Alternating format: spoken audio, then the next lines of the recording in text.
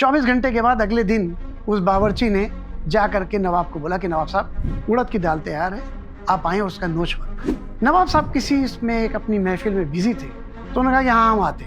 आधे घंटे 1 घंटे काफ़ी इंतज़ार करने के बाद बावर्ची जा करके नवाब साहब से फिर बोलता है कि साहब आए और आप उड़द की दाल, तो उनका हाँ हम आते। करते करते वो बार बार जाता था, नवाब साहब बार बार उसे भेज देते थे, नवाब बिजी थे। ऐसा जब 5-6 बार हुआ, बावर्ची जब दोबारा नवाब के पास गया, नवाब साहब को बहुत तेज गुस्सा आया और नवाब ने उस बावर्ची को कस के डांटा कि अजीब अहमक आदमी हो, एक उड़द की दाल के लिए तुम बार बार मेरे पास आ रहे हो, भाग जाओ यहाँ से।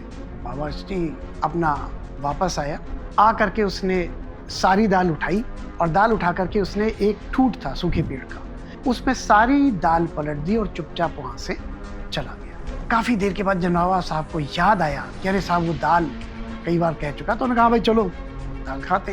उन्हें बावर्ची खाने के जो इंचार्ज थे उन्होंने कहा नवाब साहब दाल तो वहाँ पे है ही नहीं। तो उन्होंने कहा क्यों? तो बोले साहब वो तो दाल फेंक के बावर्ची चला गया।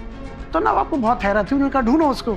इतनी बेअदबी करी उसने, बहुत ढूंढा गया लेकिन वो बावर्ची उन्हें कहीं मिला नहीं। और हैरानी की बात ये थी कि जहाँ उसने वो दाल डाली थी उस सूखे पेड़ में कुछ दिनों के बाद पत्तियाँ निकल आई। तो ऐसे ऐसे हुनरमंद हुआ करते थे पुराने ज़माने के बावर्ची।